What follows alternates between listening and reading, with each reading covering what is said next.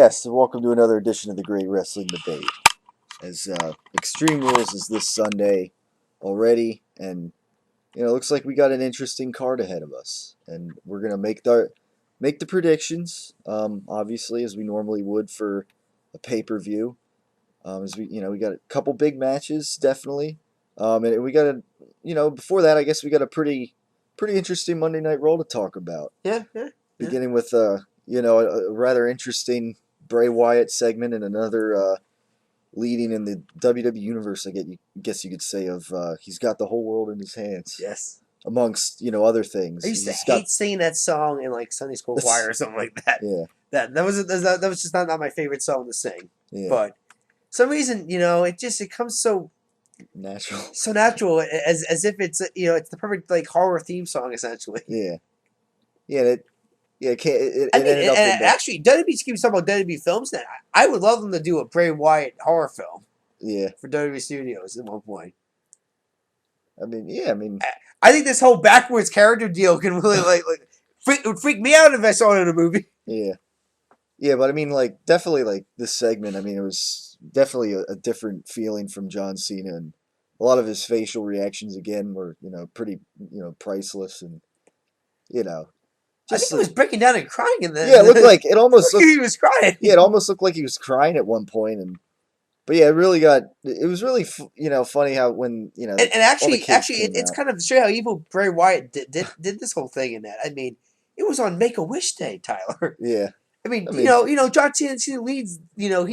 Most Make-A-Wishes of all celebrities of all time for the Make-A-Wish Foundation. Yeah. And this bastard has all the nerve to have all these kids come out and wear sheep's and sing. Yeah. He's got the whole world in his hand. At that. Yeah. First, it's weird. First, all these kids come out and they're singing the song, and which is creepy enough. Yeah. Yeah. It was weird. Not even all of them were kids. Some of them almost looked like they were adults almost. I don't. Oh, young adults. Young adults are 17, 16 years old, maybe almost. Still considered a minor. Right, yeah, still considered. Yeah. But, yeah, kids, nevertheless, I guess you could say. But, yeah, it was. And then, yeah, it switches between showing them and darkness, black, and then, Bray Wyatt comes out and starts leading everybody. That's what got even creepier. And then sing at kids, and, and then as you saw him circling the ring, I noticed that someone had sheet mask. I knew it was gonna happen then. And then and then black again, and then boom, they all got the sheet mask on. All wearing sheet masks, yeah. And to top it all off, one of the littlest ones is sitting on Bray's lap. Right, like it's like Santa Claus. Just looking in the camera. Yeah, it's Santa Claus with that sheet mask, just twitching his head. Yeah. I don't know if the kid was told to do that, or that was just him just naturally staring into a camera, and just because it's a sheet mask, it just looks freaky as hell. Yeah. Yeah, and as this is all happening too, I'm thinking Cena the look on Cena's face, he looks all upset, and it's look, it's like all these John Cena fans came out, and they're now converts to Bray Wyatt's, church. The Church of Bray Wyatt. The Church of Bray Wyatt, and yeah. I'm just waiting for John Cena to come out in a suit, holding a Bible, and saying, "Going, the power of Christ compels you." Yeah, the power. And that was made. Yeah, that was made only more hilarious when the lights come back on and they're all wearing sheet masks, and it's they start. He leads them when he's got the whole C Nation in his hands, and kid fans, not really. Kids of some random choir, I guess, or whatever. Yeah. I'm guessing the local choir in area. Local St. Louis choir, and whether or not they're wrestling fans or not, it just made it look funny, John Cena fans converting to the Church of Bray Wyatt. What about John Cena's promo before this happened?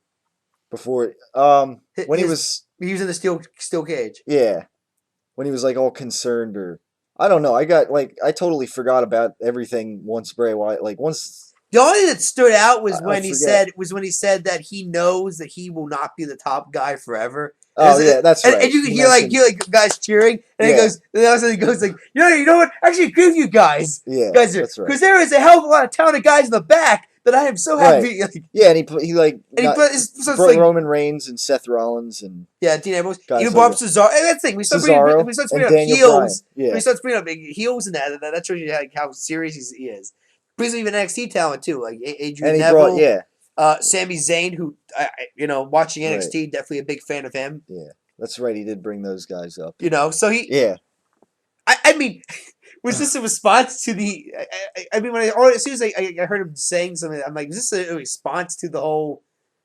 I don't know. The fans have voting him yeah, to get his ass kicked last week. yeah. I mean, that was definitely fun. Yeah, like why? Just like looking around, like why and yeah, it was definitely funny and people. I don't know. I mean, it was a nice attempt at trying to say like, yeah, but those guys, the guys I brought up, they actually came out of this company here. Bray Wyatt is like this cult following guy, and Yeah, he used to go with the company or anything. yeah, Not that he's not an employee or anything. yeah. But yeah, I mean, then it just kind of after Bray and kind of just ends with Bray Wyatt Laughing, cracking up. his evil laugh, I guess. Yeah, I mean, constantly laughing and the evil laugh and just kind of fading out the segment to black and fading the commercial break, and then they kind of get on with Raw a little bit. But yeah, I mean, and then of course later on, there's a part of that came up a little late, but yeah, there's this I guess a point when Cena was going to get interviewed backstage, and and he doesn't say anything, and Yeah, then, just walks and then off. later on and then later on they open up the door and okay, now I'm ready to talk about it, and kind of like typical Cena comes back that you would not I'm gonna kick your ass. not asking why did the clear majority of you vote for me to get a 3-on-1 match against the Wyatt family, Yeah. and it kind of came back full circle to as we head into Extreme Rules, I guess, for that, and Yeah. yeah, I mean, I don't. I mean, I think we both kind of already have Bray Wyatt winning that match. I mean, even He though, has to.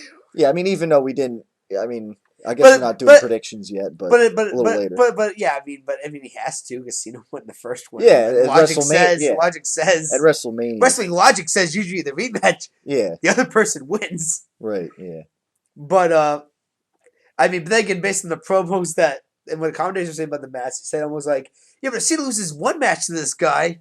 And like it feels like he's let him down in that, and then yeah. Bray Wyatt's getting stronger and stronger and stronger. Like this is like a dark light versus dark battle. Yeah, yeah. I mean, I don't know, but The Force is strong in this one. yeah, yeah. And then of course the Intercontinental Championship tournament wrapped up with Wade Barrett. Wade Barrett, yeah. Sort of similar names there in a way, but yeah, Wade Barrett gonna take on which I guess we kind of predicted last week that Wade Barrett got to have a heel to face Big E Langston. So yeah, I mean that's pretty interesting. Wade Barrett having his own little thing, the escalation, I don't know, whatever you want to call it, to his little podium that he rises up on, and yeah, I mean I don't know, he's getting. It's kind of nice that he's actually getting pushed again. I mean, a little while ago, it was just strictly those. He was close, Tyler, so many times to winning a title. I mean, got screwed by Cena. Yeah. The Nexus gets ordered one. Then it was the one time he broke his collarbone, and that was supposedly when he was going to be winning Money in the Bank that year and cashing in. Yeah. But breaks his collarbone, so he kept getting Money in the Bank. So someone else. I mean, you name it. This guy just has bad luck. He's bad luck Barrett. Bad luck, yeah, in a way. Yeah, but I mean now, at least he's getting back into the Intercontinental Championship fold, and now. Yeah, I'll say my predictions for that later. Yeah, we will. I actually got an interesting prediction for that. And yeah, yeah, it's good. I mean, especially now that the Intercontinental Championship is now kind of like the second belt. No more separate world titles. So yeah, that's good for Wade Barrett. Yeah, and I guess that kind of puts Rob Van Dam and Cesaro and Jack Swagger in a triple threat match. Like, yeah. So yeah, that kind of separates those stories a little bit, and then a little later in the show, then you had Stephanie McMahon and her apology, I guess, to Daniel Bryan, and for what happened last week with Kane and Brie Bella there, and yeah, I mean, I don't know. I guess later on backstage, uh, Stephanie McMahon gets called a bitch by Brie Bella, and the crowd likes it, I guess. And Yep. I don't know, an interesting Daniel Bryan coming out fired up, and I I don't don't know. know I mean, I kind of wished he wasn't there actually on Raw to sell the to injury. kind of sell. Yeah, I actually would prefer it would have been via satellite or something like that. To be honest with yeah, you. that's true. I mean, yeah, he had his he I had mean, his yeah, neck brace. he had a neck brace on. Yeah, he was kind of Apparently couldn't he was move trying to it. And, act like I couldn't yeah, move my I neck. can't move You it. know, I'm kind of like moving slowly than usual. And I mean, but I, don't know, I would have just preferred him like talk smack to stuff like via satellite. Yeah, I could I want to be there, but I can't because yeah, he was at this monster and sort of like yeah, sort of like the Rock style. yeah. Via live via satellite, Daniel Bryan. But no, I mean, once again, I think it was more just trying to establish that Kane is back. Yeah, the mask. Yeah, Destructive Kane is back. yeah, I mean, so yeah, I don't know. I mean, I think the winner's still very loud and clear what's going to happen. yeah, yeah. Kane's But not walking away with the yeah, title. but I mean, at least it's not corporate Kane versus. I mean, that would Yeah. obviously that wouldn't sell Hmm. for the WWE Championship match very well. So yeah, I mean that's good. And then obviously you have the Shield and Evolution closing the show. Yeah. On this go home show that definitely an interesting closing segment. Nice main event. Yep. Even though it was cut short, which you would have figured. At that time it was like after Well, 11 o'clock, and what was your thought on Ric Flair's, I guess, endorsing the Shield or something like that? uh, I thought it was pretty interesting. I mean I thought they could Did it have. need to happen? I didn't I think it. guess. I didn't think it needed to happen. I mean, I thought it was interesting.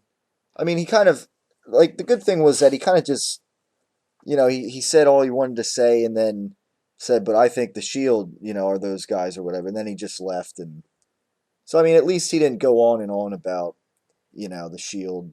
I I don't don't know. know. I don't know. I wasn't crazy about it either. I'm kind of sick and tired of Ric Flair at this point. Yeah, I mean, And his comments towards Mick Foley during WrestleMania Access didn't help it either. Insulting the man's yeah. career essentially.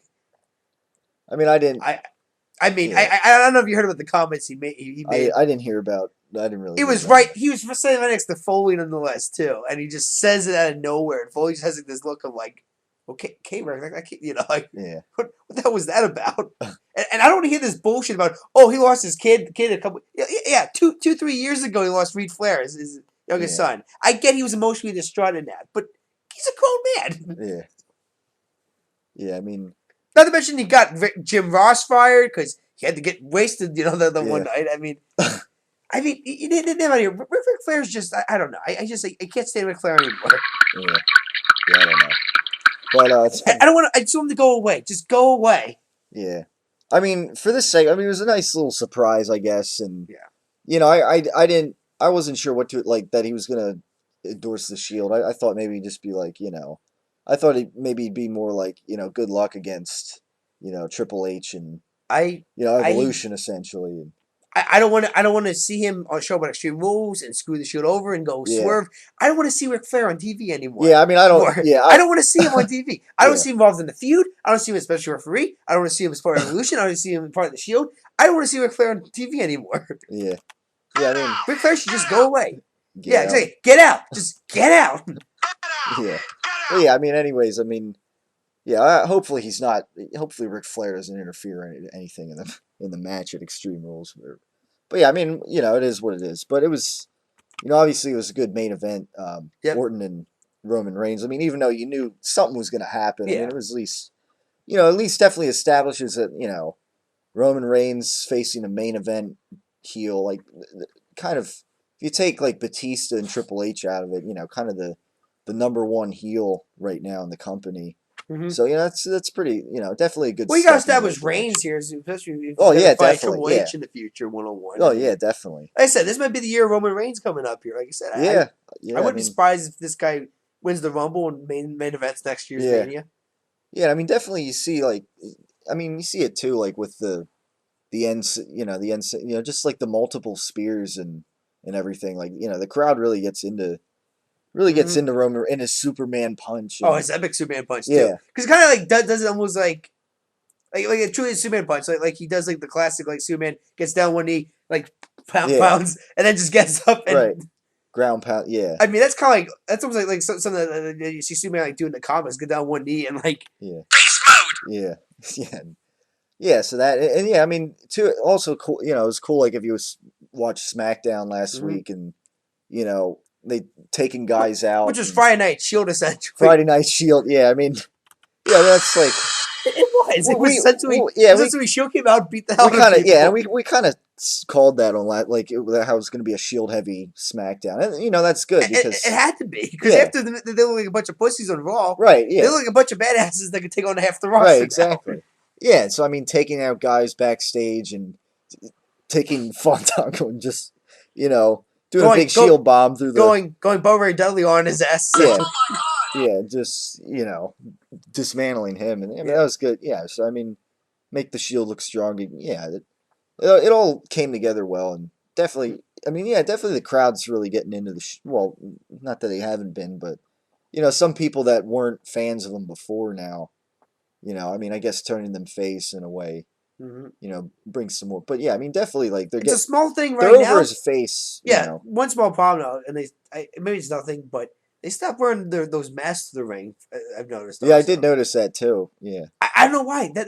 People seem to like them. Yeah. I don't know. Could be extra merchandise to sell. Yeah. I mean, what? It looked too like a gang, like a kid's warm. They would be part of a gang or something. I mean, yeah, I don't know. I mean, like what? Who was the marketing team behind this idea?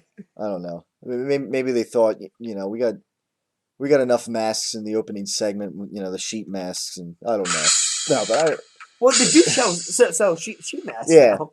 And I mean, they sell Rey Mysterio mask and Sakara mask. Yeah. I mean, okay, but this isn't really so much a mask. It's more of like a bandana around your mouth there. Like I said, maybe they thought, maybe we don't want kids to be associated with possible gangs in it. It's not a gang. Yeah. Yeah, I don't know, but yeah, I mean, I didn't even like. I took a marketing class. I took marketing classes in college. I do know that there are certain like. People just assume certain stereotypes of certain objects. Yeah. And one of the things with a bandana around somebody's mouth is, gang! You're part of a gang! Yeah, I don't know, but yeah, I actually like totally forgot like as that was happening, but now that you mention it, yeah, that is weird how they just, Yeah, it's probably nothing. Yeah. I mean, they might show up next week on Raw and they might have them. Kind of like when... Because honestly, I thought it added more coolness to their entrance, I thought. Because they come through this crowd and also they got like these like, masks on and they're like, Yeah. Yeah, I mean, I don't know. It's like one of those things. I mean, it's kind of like how sometimes Dean Ambrose doesn't come out with a U.S. title either. Yeah, it's one of those things. But yeah, and yeah, speaking of the U.S. title, since we're, they obviously, here's a spoiler alert for everybody. This Friday night SmackDown. Yeah. They had fatal four-way match, Dean Ambrose. And Ambrose retains the U.S. championship. Mm-hmm. So but at least it was on the line again finally. Which is something we've said for weeks, I think, since he even defended the belt. I don't even know when the last time that was, but yeah, I mean, so that's a little spoiler alert. I guess since they're not going to have it, obviously not going to have it on the line in Extreme Rules. I guess they figure put it on the line before Extreme Rules and. Well, if you know his fatal four-way, it was against Ryback, Curtis Axel, and Del Rio. It's three guys who align with the Authority / Evolution, essentially. Yeah. So the goal was 3-on-1 handicap match, essentially. But, it's for a belt. Kind of a pointless belt. But still, nonetheless, it's for a belt. And technically, Ryback and Axel screwed each other out of the championship. Yeah. It sounds like. So yeah, I mean, who knows what will happen there. But yeah, I think that pretty much. You know what I'm talking about the Hugh Jackman segment? Oh yeah, I mean, I don't know. I mean, a comedy. It was weird how they had the sound effects. Like Damien Sandow put a sound guy up to have this magnetizing. Yeah, and Hugh Jackman. Academy Award-winning actor. Tony Award-winning actor. Hugh Jackman as Wolverine. As the guy that. He's done musicals too. Yeah. The guy's a well-rounded actor. I'm supposed to be a fan of the. I mean, I think I remember his last appearance when he helped Actually, I think the thing that impressed me more was that he was on.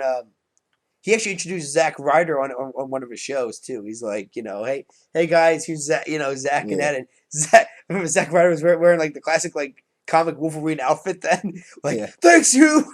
yeah. But nah, I don't know. I mean, I thought that was okay. I mean, It was. Yeah, I mean, it was. First of all, it was a surprise when they cut to the the ring and the camera's like, oh look, it's Dolph Ziggler dressed yeah, up and he's gonna talk. This yeah. this is a new thing. So yeah, and then he brings out Hugh Jackman and yeah, eventually Damien Sandow dressed up as Magneto. It barely Uh, dressed Magneto, my dad. yeah, It barely. looks Yeah, looks know. nothing like Michael Fassbender or Ian McKellen did in the Yeah, movies. yeah. I mean, I, I I don't mean, know. it looked like he went to like the Dollar Tree version of like costumes or something like that. Like Yeah, it was like he went to like Party City or anything like that where they got the expensive nice costumes. yeah, It felt like his mom just made it and it's just like, okay, thanks, mom. It sucks. I mean, but you know, yeah. Yeah, I mean, I don't know. Obviously, I mean, it doesn't look good for Sandow if he's no, the no. the punchline of I hate to this say it, this joke. but next year might be future If endeavor. you, yeah, yeah. Better luck in all your future endeavor. I hate to say I mean, that, Hugh but Jackman. Yeah, I mean, Hugh Jackman pretending that this thing that Sandow is I'd be more dealing with. impressed if that was like a microphone actually getting Yeah, magnetized and falling out of his hand or something yeah, like that. yeah. Obviously, him playing along with it. Yeah, I mean, I mean, like I said, I obviously him doing a nice hip toss in the head yeah, because he is kind of a Rip Ford actor in that because yeah, he played Wolverine and all that. He's like jacked cell, but no, I mean, like I said, he supposedly he hung out backstage with the guys. He introduced himself, polite. It's like I said, he's a fan. I mean, yeah, it's better than Jeremy Piven at one time that showed yeah, up and cold SummerSlam, Summerfest. yeah, I mean, like, yeah, I mean, you can spot out the actual celebrities that are actually honored to be on the show. And the ones that are just like, yeah, I'm just here to advertise a movie yeah, and that. I really don't want to be here, because you guys are yeah. wrestlers and Right. Yeah, that yeah, they showed how he was on a few years ago too, and yeah, he knocked out yes, Dolph Ziggler. Yeah, Although you watch Botchamania, you completely misses Ziggler and yeah, Ziggler, the bone mass that he is, sells it like $1 million still yeah, though. yeah, I remember watching that. They do it in slow motion, and he completely he doesn't even have to put any contact in his face. But Ziggler, like I said, the bone mass that he is, amazing camera work by WWE. Also, sells it like he got knocked the yeah, hell out essentially. yeah. But yeah, I mean, that pretty much covered Raw, and Yeah. yeah, I mean, at going back to the end, I mean it kind of definitely looked like the Evolution had the upper hand on the Shield, and then in some ways it kind of ended like a draw, like Shield coming back but Evolution escaping, and so yeah, definitely a good build up for that match Trying for to the pay per view. the game at triple power bomb. Looks like Triple H here. Yeah, Want to destroy the boss essentially. yeah, but it didn't quite happen, but Mm-hmm. I guess we'll wait and see at Extreme Rules Yep. if that'll happen, and I guess we'll get to our predictions now for the pay per view. Looks like the pre-show is going to be they're calling it a WLC match. Yes, a wheel. El Torito I versus Hornswoggle, who now is a member of 3MB and a heel Hornswoggle. now. Yeah, I like I said earlier, this is something that kind of wish WWE would have. I don't know why they got rid of it back at SmackDown, but the junior division back in the day oh yeah, was essentially this. They had a bunch of little people wrestlers come out and wrestle in it, and they had gimmicks, and it was actually like a separate division. Like you had the cruiserweight division, now you got the junior division. Yeah. So it was that SmackDown got rid of it. I don't know why. Yeah. It looked like it was entertaining, but they got rid of that. But now I don't know if it's coming back. They do got two little people wrestlers now, and they're gonna wrestle each other. Yeah. And they've been really having up this El Torito. For once, I feel like it's supposed to be a big feud in that. I mean, Yeah. did you watch the comedic? I think it was from Superstars one, where El Torino and Hornswoggle take out all of the members of Los Matadores and 3MB. It's just down to those two, and it's like this epic like background like pulping like da da da. Yeah. Yeah. Well, anyways, I guess I pick El Torito to win. I'm gonna go Hornswoggle. I'm not even. Just because Hornswoggle is not one paying attention to this feud. I don't think he's had one win over El Torino. Yeah.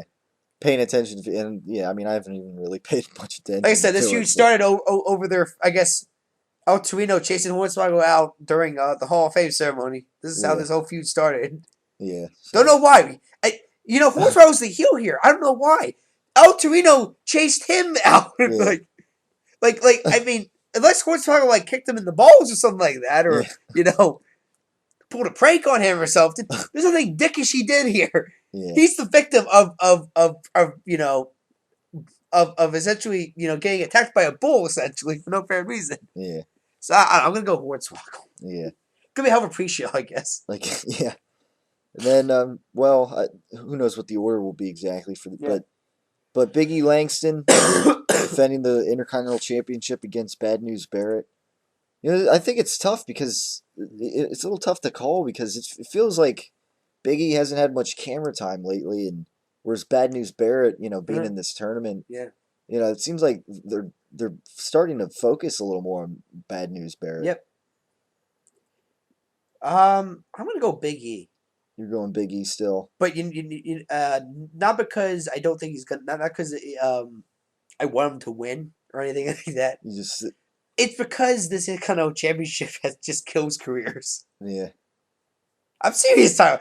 When has anybody held this Intercontinental Championship recently has actually gone elevated forward and not backward? Right. Yeah. Has gone forward, not back. Wade Barrett would benefit from not winning the belt. It sounds like.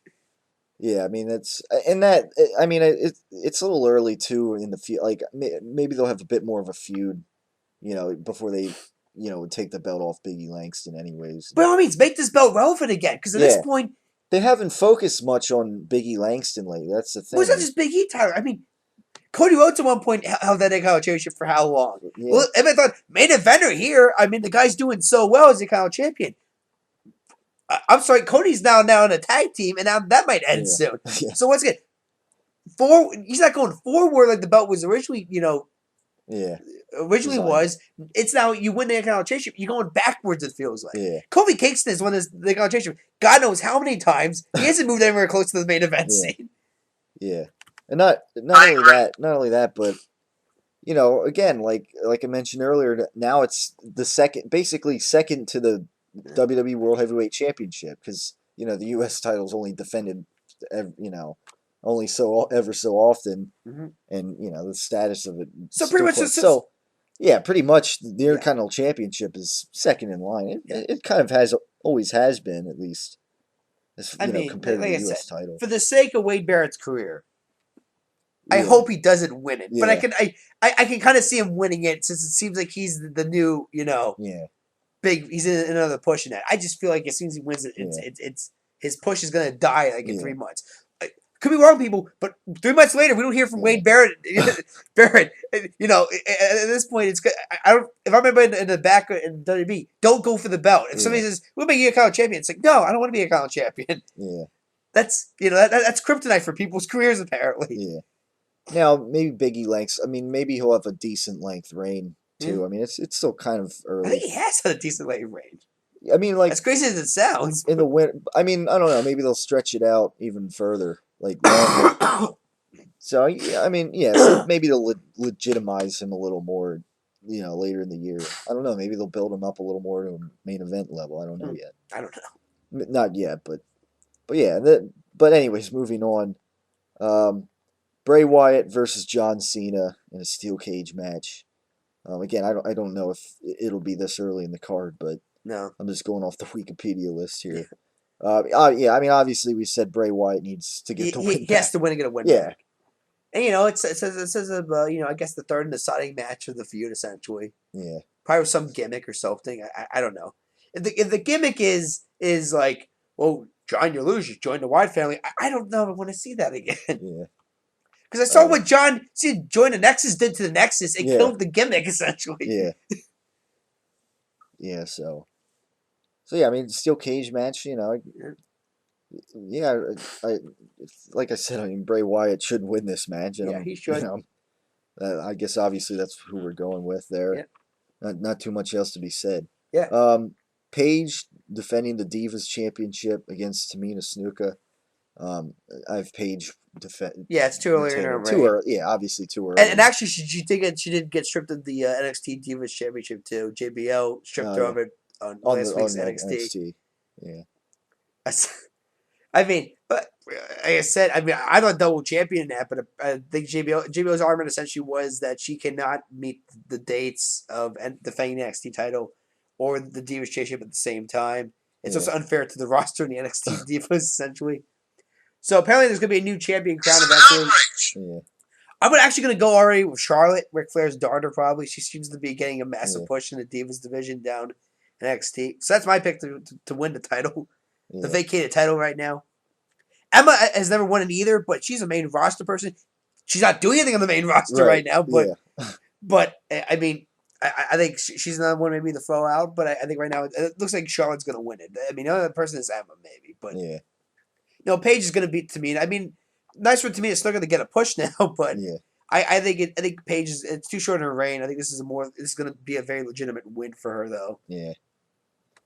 Yeah, me too. And definitely with a good wrestling diva in Tamina Snuka too. So I mean, hopefully they'll let them have a decent amount of time out there too, not just say all right 2 minutes and then finish her. I don't know. 2-on-1 handicap match: Alexander Rusev versus Xavier Woods and R-Truth. I go Alexander Rusev here. He's getting this muster push now. I mean, it's. Ironically enough, though, Brock Lesnar, when he debuted after Mania, first match was a handicap match against the Hardy Boys.